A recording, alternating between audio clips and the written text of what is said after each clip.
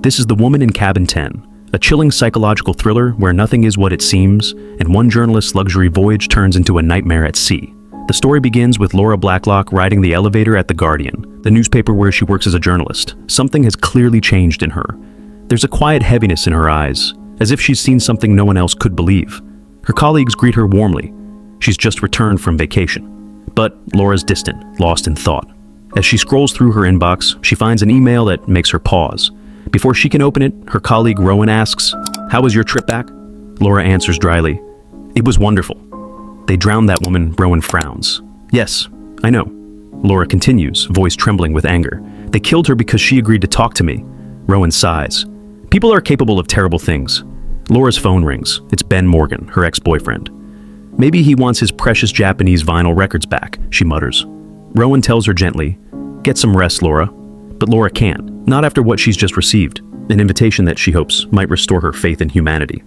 It's from Anne Lyngstad, heiress to a powerful Norwegian shipping empire. Anne is terminally ill with leukemia, and her husband, Richard, is hosting a charity gala aboard their private luxury yacht, the Aurora Borealis. They've invited Laura to cover the event, to tell Anne's story and help raise awareness. Rowan narrows her eyes. So, a dying woman surrounded by billionaire friends decides to do something charitable. But only if you come along to write about how noble they are? Laura shakes her head. It's not like that. It is a touching human story. Exactly what this world needs. They want me to tell it, that's all. When Laura boards the Aurora Borealis, it feels like stepping into another world. Crystal chandeliers glitter above polished mahogany decks. The ocean stretches endlessly in every direction. A smiling hostess greets her. "Welcome aboard the Aurora Borealis. Please remove your shoes." Laura hesitates, then complies. She sits beside a charming man named Adam Sutherland, who explains that shoe removal is part of yacht etiquette. Then Carla, the chief stewardess, shows Laura to her cabin. "You'll be in cabin 8, she says warmly. "Dr. Maida will be in cabin 2, near Mrs. Anne." Laura asks, "You're Anne's doctor?" Dr. Maida smiles politely. "Not exactly. I'm an old friend of her husband, Richard. Been close to them since Anne fell ill." As Laura looks around, she catches sight of Anne herself waving from the upper deck. Then, a flash. Someone takes her picture. It's Ben Morgan, her ex. "What the hell is he doing here?" she mutters. As luggage is carried aboard, Sigrid Nielsen, the yacht's head of security, oversees everything with military precision. Soon, guests are ushered to meet Richard Lyngstad, the host. Laura walks toward cabin 8, passing 2 other guests, Heidi and Thomas, exchanging polite greetings. When the engines start, she steps onto her balcony and breathes in the salty air. The sea glows under the fading light. But something catches her eye. Cigarette butts scattered across the balcony floor. She doesn't smoke. She gathers them and tosses them out. Before we dive deeper into the mystery, take a second to subscribe. It really helps the channel grow. That evening, Richard gives a heartfelt speech about Anne's illness and their mission to fund treatments for those who can't afford care. Anne, he says, is resting. The guests should get some sleep. Tomorrow will be a big day. After the speech, Ben corners Laura. "So, are you working undercover now?" he mocks. "After all your talk about ethics, you're here for the money?" Laura rolls her eyes and walks away. On her way to dinner, she spots him chatting with another guest, Grace, and ducks into cabin 10 to avoid them. Inside is a blonde woman she doesn't recognize. "Sorry, wrong room," Laura says, embarrassed, and leaves quickly. Later, Sigrid tells her that Mrs. Anne wants to meet her. In the yacht's quiet library, Anne greets Laura warmly. "I've read your articles," she says with a smile. "I asked for you personally." But as they talk, Anne grows visibly weak. Laura offers to call the doctor. Anne refuses. "No more treatments. They drain what little life I have left." She asks Laura to read a draft of her upcoming speech, something she plans to deliver at the charity event. As Laura reads, her eyes widen. Anne intends to donate her entire fortune. "Why?" Laura asks. Anne looks out the window, voice soft but steady. "Because Richard and I took far more than we ever gave. It's time to settle our debts." She locks the speech in a drawer and hides the key among the books. "Tomorrow," she says. "We'll talk again tomorrow." That night, Laura and Ben cross paths again. Their conversation turns bittersweet. "You were a wonderful mistake," she tells him quietly. Later, Laura drifts into uneasy sleep until she's jolted awake by a scream, a woman's voice, then a splash. She rushes to the balcony and freezes. A woman, the blonde from cabin 10, is thrown overboard. Blood smears the wall. Then, silence. Laura races through the corridors, pounding on doors. "Someone's been murdered!" Crew members gather. The alarm blares. Captain Addis and Sigrid begin their questioning. "What did you see?" "A woman was thrown into the sea from cabin 10. "Who was she?" "I don't know, but I saw her." Carla checks the guest list. Every name accounted for. In cabin 10, it's empty. The reservation was canceled days ago. Laura runs to show them the blood, but the wall is spotless. The cigarette butts? Gone. Housekeeping, Carla explains. Cleans twice a day. Laura insists she isn't imagining things. But Captain Addis ends the search and cancels the distress call. All passengers are present, he says firmly. Cabin 10 is sealed. Carla takes Laura's trembling hands. Try to rest. We'll sort it out in the morning.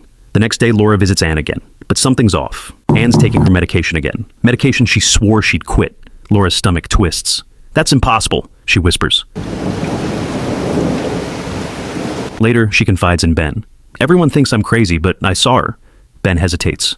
What were you doing in cabin 10? Trying to avoid you, she admits. He laughs softly. You've been taking pictures since we boarded. Maybe one caught her. They scroll through his camera roll, and then, there she is, the blonde woman. That's her, Laura gasps, but when she shows the others, they dismiss it. Dr. Mehta gently reminds her she'd witnessed a murder months ago. Perhaps trauma is resurfacing. Later, while showering, Laura notices a single word traced on the fog glass. Stop. Her heart races. Someone was in her room. She demands to see the security footage, but the cameras, she's told, were turned off for privacy. Panicked, she climbs across the balcony into cabin 10 again.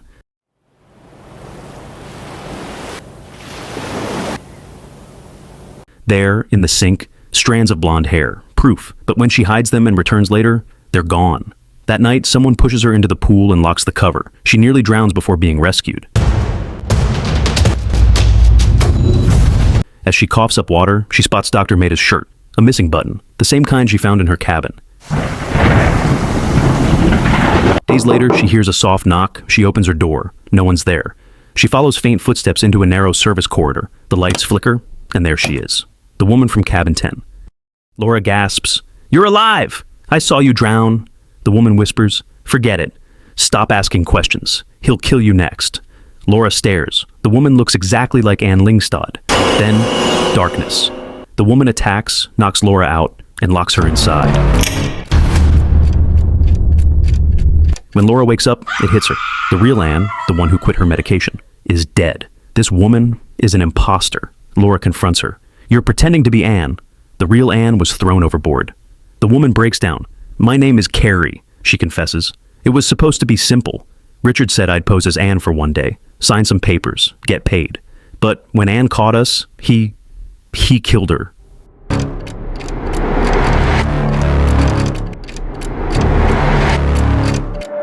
Laura is horrified. Carrie whispers, "He'll kill me too," after I sign the will.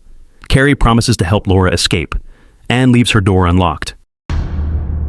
Meanwhile, Richard orders Dr. Mehta to take care of Laura. Carrie overhears everything. That night, she sneaks back to free Laura. Hours before reaching Norway, Laura hides as Mehta searches for her. Ben refuses to leave without seeing her. He goes back and finds Laura fighting for her life. Mehta attacks. Ben shields her and dies in her arms. Laura leaps into the freezing sea and escapes. At the gala in Norway, Carrie, posing as Anne, signs the will. Richard smiles beside her. "Get ready for the speech, darling." Then Laura appears, soaked, trembling, alive. Sigrid hesitates. Laura begs, "Please, let me speak." Richard begins his grand speech about love and legacy until Laura steps onto the stage. "Before you celebrate," she says, voice shaking, "you should know the truth." Richard shouts, "Stop her!" But Carrie raises her hand. "Let her speak." Laura reveals everything. The murder, the fake identity, the forged will. Richard snaps. "You're not Anne?" The crowd gasps. "Then who is she?" Laura demands. "And where's the real Anne Lyngstad?" Richard aims it at Carrie. Sigrid fires first. Richard lunges again, and Laura ends it.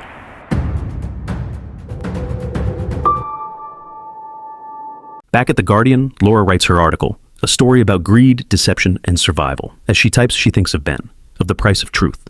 Rowan reads over her shoulder. "A touching human story," she says softly. "Exactly what this world needs."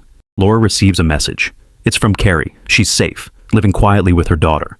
The message ends with just 3 words: "Come visit us." Hit subscribe. More secrets and twists are waiting in the next recap.